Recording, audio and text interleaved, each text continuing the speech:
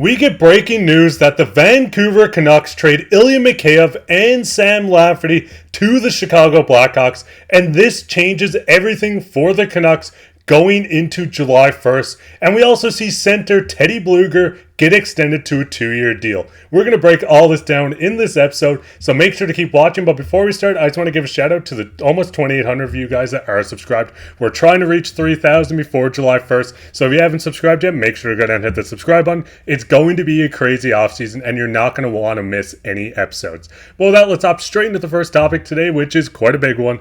Canucks trade Ilya Mikheyev.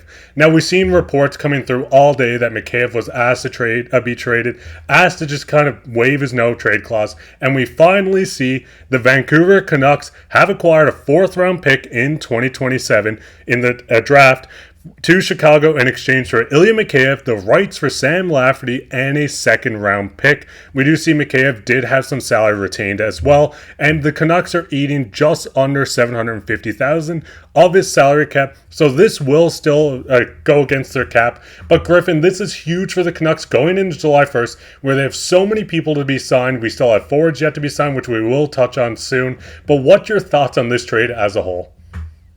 I think it was a trade that I think all of us saw coming the moment that I think honestly when the season ended and you look at who put up the most production on the team, and when he was in the very bottom of that list, I think the writing was on the wall as far as trading him away, and with how much cap he was eating up, especially with how many names that Vancouver has to bring back. We've touched on it basically since the season ended about how many UFAs and how many free agents are going to have to bring back and how much money it's going to cost them and how little room they have. So we definitely expect them to get rid of those who were the most unproductive going into the free agency. And definitely Sam Lafferty and Ilya Mikheyev were definitely two of those guys where they didn't have the production that you'd want later on in the season and in the postseason. So when they're eating up the most cap space, when you're trying to get a guy like Jake Guentzel, like Tyler Toffoli, or re-signing Dakota Joshua, Nikita Zadorov, you're probably going to lose Lindholm, so you want to upgrade at center as well. So it made sense logically to get rid of any passengers like Rick Tocchet mentioned before, where you want to have a full train going into next season where everyone is putting up production and everyone is setting the stage to have a career season.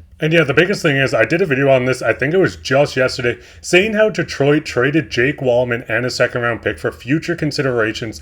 I was expecting a lot more coming out of Vancouver to make this deal, but Patrik Allvin pulls off a heist. They get back a 4th round pick instead of future considerations. Obviously move on from Sam Lafferty, but he was a unrestricted free agent, so he might have not been re-signed anyways. But the Canucks do clear up that $4 million of cap space, with the $4 million also going on with the with the cap going up. This is huge for the Canucks. We see the Canucks, if everything stays the same and if no one comes off or goes on to LTIR, there's $18,300,000. If the LTIR stays the way it is, then the Canucks have just under $21 million to work with. This is massive going into this free agency. That's going to make or break this Canucks team going into next year. Obviously, we see there's still forwards in Dakota Joshua, Elias Lindholm. It seems like Lindholm's on his way out. We still have Dakota Joshua not to be signed. But with this Canucks, and if you want to pause it, I won't read through everyone. This fills out the top 9. You obviously still have Linus Karlsson that come up, Jonathan Lekkerimäki, Atu Ratu.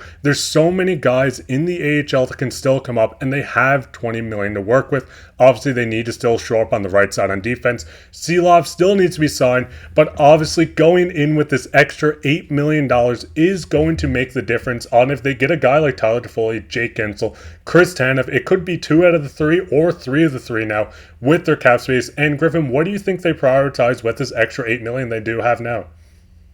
I think with Gentzel's price seemingly to be pretty high in the $8 to $9 million range, I think they might want to go and get 2 guys, and like getting Toffoli and Tanev. I know fans have been very divided on that move potentially, but if you're in a situation where you can get 1 guy out of 3 and as opposed to get 2 guys out of 3 instead of 1 guy out of 3, I think you go with those 2 guys for sure, especially when those are 2 guys who contribute to team chemistry a lot more than Jake Guentzel would. So I think that would be the better move for them. And I don't think that this move indicates that they are going to get Jake Guentzel either. I think a lot of fans are maybe hoping that this frees up Ilya Mikheyev and Lafferty, so that means that we can go get Jake Guentzel. I don't necessarily think that's the case. I think it would take a lot more to get Guentzel in this scenario. So I think it was more of a move to be able to get more guys instead of just purging for one guy. So especially when there is a chance that Zadorov does leave and you do have to find that replacement for him, or you do have that Ian Cole vacancy that's going to be there, and the potential of Dakota Joshua leaving. So you do want to get as many spots filled as you can without having to rely too much on your AHL guys, because again, they're still AHL guys where they don't have too much NHL experience, and you don't want to get them in a position where they're not ready. So you definitely want to fill in as many spots as you can without having to compromise too much. Yeah, because the biggest thing here is Patrik Allvin and Jim Rutherford definitely have something up their sleeves, clearing out this much cap space. If they didn't have players they wanted, if they didn't have priorities to fill that they wanted to spend this cap on, they would have kept Mikheyev for the extra year or two, or even a bit into the season. But it seems like they really have a plan made, and they have the players they want. So it's just a matter of reaching Monday for July 1st before we start to see all the dominoes fall and this Canucks team really shape up. But what are your guys' thoughts on this trade? Were you happy with how much they had to give up for Mikheyev? Were you hoping for it to be less? Do you think it's the perfect amount? Let us know down in the comments. But with that, we'll get straight into the second topic today, which is Teddy Blueger returns. Now, we did see this tweet a little earlier today, and then followed by just the ungodly amount of Ilya Mikheyev stuff. But Teddy Blueger returns on a 2-year contract worth $1.8 AAV. I want to start off by saying this is an incredible contract. I thought Teddy Blueger was severely underrated, and he's one of the dark horses for me going into next season. The biggest thing with Teddy Blueger is obviously he was playing a lot of third line. He was playing some wing minutes. Teddy Blueger can play the middle. He can play the wing, and he put up just under 30 points for the Canucks in 68 games. He's been fairly consistently healthy throughout his career. Obviously, he had a lot of scratches earlier on in his career, but the biggest thing with Teddy Blueger is he's going to fill out a vacancy on this Canucks team where they need a third line center with Elias Lindholm gone. And Griffin, what's your thoughts on this contract? I really like it. I think it's a contract that doesn't break the bank, and it's something that keeps Vancouver having a guy still there that will not disrupt the team chemistry too much. So he's going to be coming back, and like you said, having that third or fourth line even center where you have Pye Suter and then you have Elias Lindholm leaving.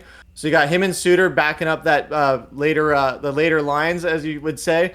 But then you have to go out and get another center to fill in for Lindholm. So I think this does allow a better opportunity for them to go get someone else.